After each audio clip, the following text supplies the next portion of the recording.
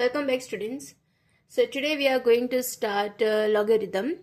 So before starting the examples of the logarithm, you must have to understand some rules. These are the rules. આપણને already ખબર છે, આપણે ડિટર્મિનન્ટમાં કરી દીધું છે, રાઈટ? કે ax into ay હોય તો આપણે શું લખી શકાય? તો પાવરનું એડિશન થાય.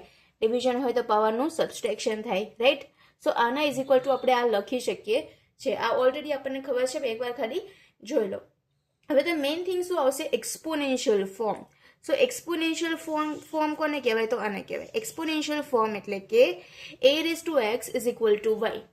ઓકે, એન્ડ સેકન્ડ આવશે લોગેરિથમિક ફોર્મ. લોગેરિથમિક ફોર્મ એટલે કે log ay is equal to x. એ જે છે એ સફિક્સમાં લખવાનું આપણે નાના અક્ષરે. Okay, so a raised to x is equal to y and log ay is equal to x, right? તો આ બે વસ્તુ આપણે ખાલી યાદ રાખવાની છે. સેકન્ડ અહીંયા નીચે શું લખ્યું છે જુઓ તો. Second they negative real numbers 0 and 1 cannot be the base of logarithm.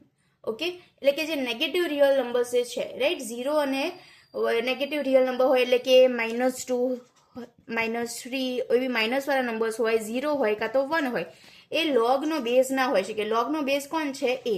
એટલે કે લોગ અહીંયા એ ની જગ્યાએ -2 -3 0 કે 1 હોઈ શકે નહીં. જો એવું હોય તો એ આપણે એક્ઝિસ્ટ ના કરે એમ કહેવાય એક્ઝામ્પલમાં. ડન છે?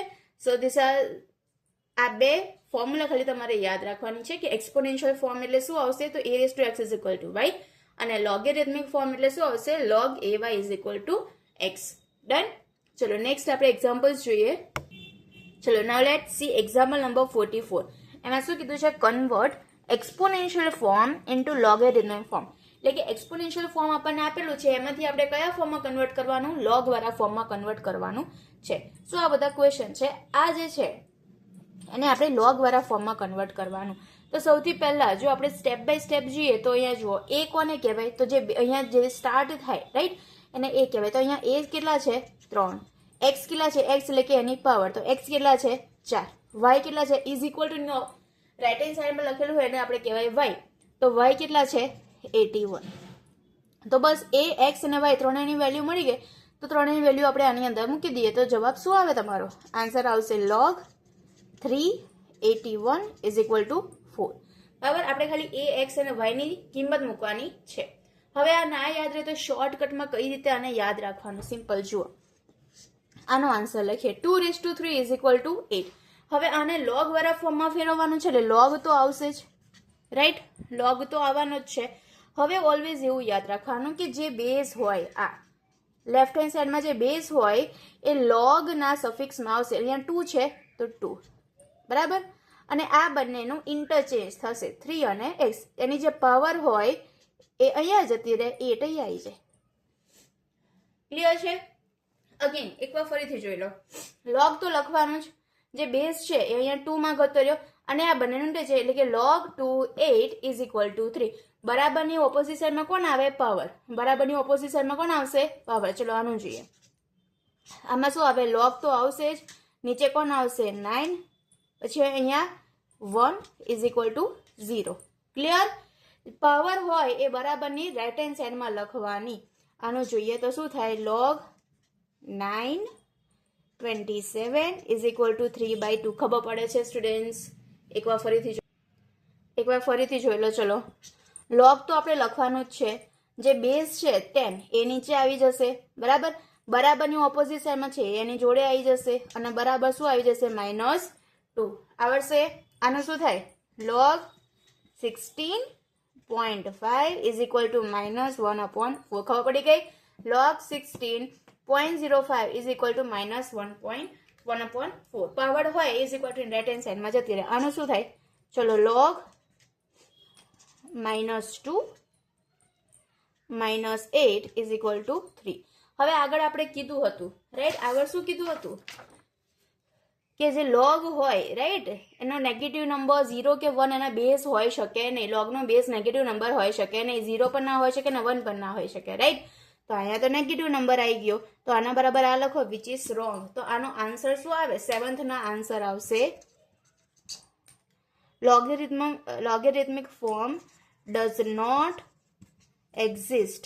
કેમ કે લોગના બેઝમાં નેગેટિવ નંબર છે એટલે એક્ઝિસ્ટ થશે, નહીં તો તમારે શું લખવાનું કે logarithmic form does not exist. Done.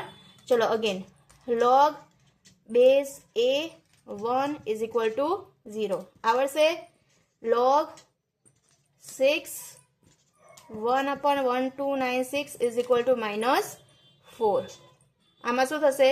Log 25 1/125 is equal to -3/2. Power હોય ઇઝ ઇક્વલ ઓપોઝિટ સાઈડમાં આવે બંનેનું ઇન્ટરચેન્જ. લોગ પછી અહીંયા જે બેઝ હોય એ બેઝમાં લખવાનું, પછી આ એના મલ્ટિપ્લિકેશનમાં ઇઝ ઇક્વલ ટુ ની જગ્યાએ આ લખી દેવાનું. અને અહીંયા શું થશે? Log x is equal to 1. Done. So આ થઈ ગયું તમારું એક્સપોનેન્શિયલ ફોર્મમાંથી લોગેરિથમિકમાં ફેરવવાનું, જે બી કન્વર્ટ કરવાનું છે કન્વર્શન. ડન છે. a x y કરીને લખો તો પણ આપણે ટાઈમ જે સિમ્પલ યાદ રાખવાનું. લોગની જોડે અહીંયા જે બેઝ હોય એ બેઝમાં આ લખી દેવાનું અને આ બંનેનું ઇન્ટરચેન્જ. આ અહીંયા જે પાવર જે છે બરાબરની રાઈટ હેન્ડ સાઈડમાં જતી રહે. ડન છે. ચલો હવે આપણે નેક્સ્ટ જોઈએ એક્ઝામ્પલ નંબર 45. Question number 45.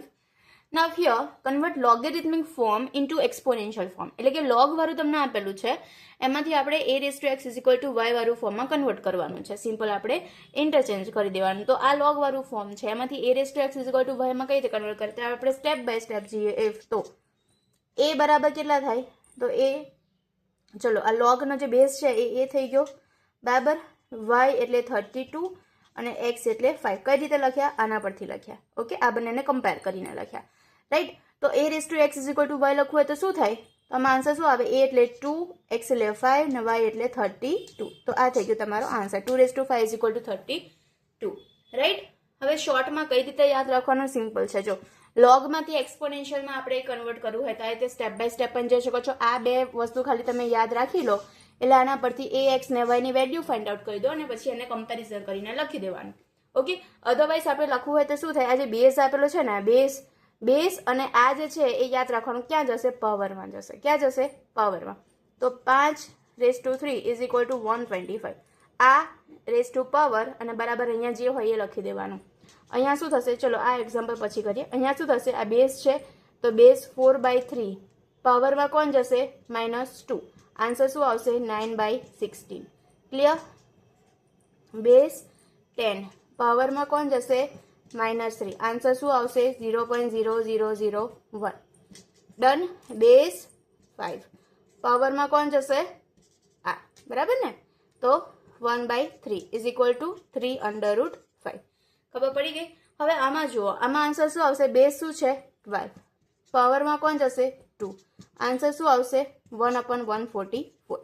હવે આ મેથેમેટિકલી ઇનકરેક્ટ છે. કેમ કે 12 સ્ક્વેર કેટલો થાય? 12 raised to 2 144 થાય. પણ અહીંયા 1/144 આપેલું છે તો પ્રિન્ટિંગ મિસ્ટેક છે. ઓકે, શું છે? Printing mistake. અહીંયા -2 આપણે કરી દઈએ તો 12 raised to -2. ઓકે, સો 1/144 આવી જાય. પણ અહીંયા આપણે ઇક્વેશન કરેક્ટ છે કે નહીં એ જોવાનું નથી. આપણે સિમ્પલ શું લખવાનું છે કે બેઝ જે આપેલો છે એ base raise to power is equal to અહીંયા જે બી આપેલું હોય એ. ડીએર કમ્પ્લીટ છે. હવે log 12 144 ઇઝ ઇક્વલ ટુ 2 આપેલો હોય તો શું થાય? ચલો શું આવે? 12 નો square is equal to 144. Clear છે? ખાલી યાદ શું રાખવાનું? જો લોગમાં અહીંયા 0 1 કાં તો માઇનસ આપેલું હોય બેઝમાં તો એ ડઝ નોટ એક્ઝિસ્ટ કહેવાય. બરાબર. અધરવાઇઝ બધું કરેક્ટ જ છે. અને આ ઇક્વેશન સાચા છે કે ખોટા એ હવે આપણે જોવાની જરૂર નથી. આપણે જસ્ટ કન્વર્ટ કરવાના છે તો આપણે કન્વર્ટ કરી દીધા. ઓકે, એટલે અહીંયા -2 લખો તો આપણે સાચું કહેવાય, બટ આપણે સાચું છે કે ખોટું એ જોવાનું નથી. ડન. ચલો એક લાસ્ટ એક્ઝામ્પલ લખી દો કે log 3 xy is equal two a. તો આન્સર શું આવે? ચલો જે બેઝ હોય એ બેઝ, રાઈટ, પછી એની power is equal to x y. આવડશે હવે? બરાબર. Base power is equal to અહીંયા જે આપેલું હોય એ આપણે લખી દેવાનું. તો આ થઈ ગયું તમારું લોગેરિથમિકમાંથી એક્સપોનેન્શિયલ ફોર્મમાં કન્વર્શન. તો એક્ઝામ્પલ નંબર 44 અને એક્ઝામ્પલ નંબર 45 કન્વર્ઝન વાળા એક્ઝામ્પલ્સ હવે આઈ હોપ કે ક્લિયર થઈ ગયા હશે. ડન.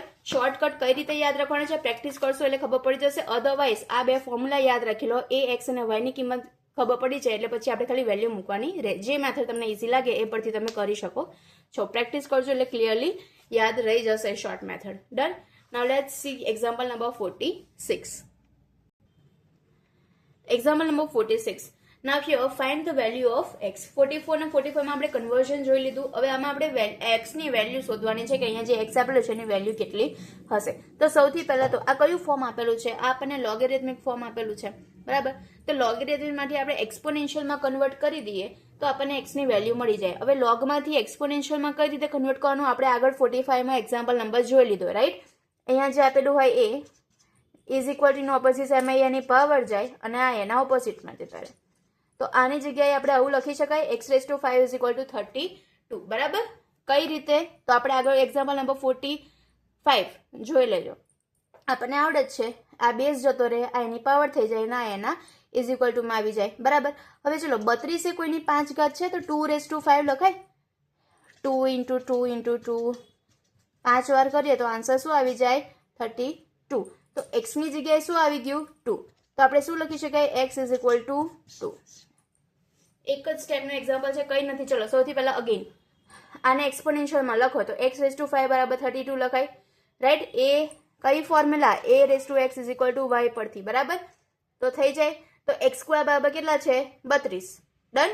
તો x બરાબર કેટલા? તો 32 ને આપણે 2 ની 5 ઘાત લખી શકીએ. 32 ને આપણે શું લખી શકીએ? તો 32 ને આપણે 2 ની 5 ઘાત લખી શકીએ, રાઈટ. ના x ની 5 ઘાત બરાબર 2 ની 5 ઘાત, તો x બરાબર શું આવી ગયા? 2. એ આપણે યાદ રાખવાનું છે. ક્લિયર છે? ચલો આપણે સેકન્ડ એક્ઝામ્પલ જોઈએ એટલે હજી જે બી ડાઉટ હોય એ ક્લિયર થઈ જાય આપણા. સેકન્ડ એક્ઝામ્પલ જુઓ. સેકન્ડ આપણને શું કીધું છે? log 2x is equal two 5. Okay. તો આની જગ્યાએ શું લખાશે? ચલો વિચારો ફટાફટ. આને આપણે એક્સપોનેન્શિયલમાં લખો તો શું થશે? બેઝ હોય એ બેઝ ⁵ ઇઝ ઇક્વલ ટુ શું છે? x, બરાબર. તો શું લખાય? 2⁵ એટલે 32 બરાબર x. તો x બરાબર શું આવી ગયા? 32. અગેન x બરાબર શું આન્સર આવે? 32. ડન. ચલો થર્ડ વન આપણે જોઈએ. ત્રીજું આપણે લખીએ √ log 2x is equal two 3, બરાબર. તો આને આપણે શું લખી શકીએ? તો સૌથી પહેલા તો આપણે એક્સપોનેન્શિયલમાં કરતા પહેલા આ √ કાઢવું હોય, બરાબર, તો આપણે એનો સ્ક્વેર કરી દેવાનો, ખબર પડે ને. ફોર એક્ઝામ્પલ 3 √ આવું આપેલું છે તો આની જગ્યાએ હું શું કરી દઉં? આની જગ્યાએ 3 બરાબર 3 આપેલું છે, બરાબર. તો આ √ મારે કાઢવો છે તો હું અહીંયા સ્ક્વેર કરીશ અને અહીંયા સ્ક્વેર કરીશ. તો સ્ક્વેર ને √ શું થઈ જાય? કેન્સલ થઈ જાય. એટલે 3 બરાબર શું આવે? 9, રાઈટ. એ રીતે આપણે લખીએ છીએ. √ કટ કરવા માટે આપણે બંને સાઈડ સ્ક્વેર કરવાનો, એ વસ્તુ યાદ રાખવાનું. ઓકે. √ કટ કરવા માટે બંને સાઈડ શું કરવાનો? સ્ક્વેર. તો અહીંયા હું બંને સાઈડ સ્ક્વેર કરી દઉં પહેલા. તો log 2x² is equal two 3. તો √ અને સ્ક્વેર નીકળી ગયા, સોરી 3 નો પણ સ્ક્વેર નીકળી ગયા. તો શું લખાય? log ax is equal to 9. 3 નો સ્ક્વેર 9. હવે આને આપણે એક્સપોનેન્શિયલમાં ફેરવીએ તો શું થાય? એક્સપોનેન્શિયલમાં ફેરવીએ, સોરી અહીંયા 2 છે ને, યસ. તો શું થશે? 2⁹ ઇઝ ઇક્વલ ટુ x. અને 2⁹ શું થાય? કેલ્ક્યુલેટરમાં કરી દેવાનું. તો 2⁹ એટલે 512 આન્સર આવશે. તો x બરાબર કેટલા આવી ગયા? 512. બરાબર. સિમ્પલ છે, ટ્રિકી લાગે છે પણ કંઈ જ નથી. સિમ્પલ યાદ રાખવાનું. √ કરવા માટે બંને બાજુ સ્ક્વેર કરવાનો. જે બેઝ હોય, બરાબર, એને a કહેવાય, બરાબર. આને શું કહેવાય? x. તો 2⁹ તો 2⁹ ઇઝ ઇક્વલ ટુ x થઈ ગયા. ઓકે. ચલો એક્ઝામ્પલ નંબર 4 જોઈએ. એક્ઝામ્પલ નંબર 4 જોઈએ. ચલો હોપફુલી કે હવે આવડવું જોઈએ તમને. એક્ઝામ્પલ નંબર 4 શું કહે છે? log x 9/16 બરાબર -2. હવે ચલો આને આપણે સોલ્વ કરીએ તો શું થાય? શું થશે? ચલો બેઝ છે એ બેઝ એવો ને એવો, આ એની પાવર x⁻² બરાબર 9/16 થાય. આપણે કોની વેલ્યુ લેવાની છે? x ની વેલ્યુ લેવાની છે, બરાબર. તો 9/16 ને આપણે આવું છે x⁻² બરાબર 9/16 છે. સિમ્પલ છે, કંઈ નથી. તો 9/16 ને આપણે અહીંયા સ્ક્વેર છે ને તો અહીંયા સ્ક્વેર વાળી ટર્મ લાવીએ તો x⁻² બરાબર આવું લખાય 3/4 નો સ્ક્વેર 9/16 થઈ ગયું, લખાય ને, બરાબર. 3/4 નો સ્ક્વેર લખાય. હવે માઇનસ છે, જો માઇનસ લાવવું હોય તો આને અંશ અને છેદને અદલા બદલી કરી દઈએ તો માઇનસ થઈ જાય, બરાબર. તો x⁻², બરાબર શું લખાય? 4/3 4/3 માઇનસ કરી માઇનસ લાવવું હોય તો શું કરવાનું? આ બંનેની અદલા બદલી કરી દેવાની, આપણને ખબર છે, બરાબર. તો 3 ને 4 ની અદલા બદલી કરી એટલે -2 થઈ ગયું. હવે અહીંયા -2, અહીંયા -2, x 4/3, તો x બરાબર કેટલા મળ્યા? 4/3. ડન. કઈ છે નહીં. આગળના 44, 45 કમ્પ્લીટલી આવડતા હશે તો આવડશે, ઓકે. અધરવાઇઝ આમાં નહીં ખબર પડે. એટલે કન્વર્ઝન પહેલા એકવાર શીખી લેજો, પછી આપણે x ની વેલ્યુ ફાઇન્ડ આઉટ કરવાની છે. સિમ્પલ એક્સપોનેન્શિયલમાં કન્વર્ટ કરી દેવાના અને પછી સિમ્પ્લિફિકેશન કરીને x ની વેલ્યુ શોધવાની છે. તો આ થઈ ગયું તમારો એક્ઝામ્પલ નંબર 4. ડન. તો આ રીતે આપણે એક્ઝામ્પલ શોધવાના છે. એક ઓકે, એક્ઝામ્પલ નંબર અહીંયા પૂરા થઈ જાય છે આપણે. હવે આપણે નેક્સ્ટ એક્ઝામ્પલ નંબર 47 આપણે નેક્સ્ટ વિડીયોમાં કવર કરીશું. તો steel that stay tune for the next video. Thank you.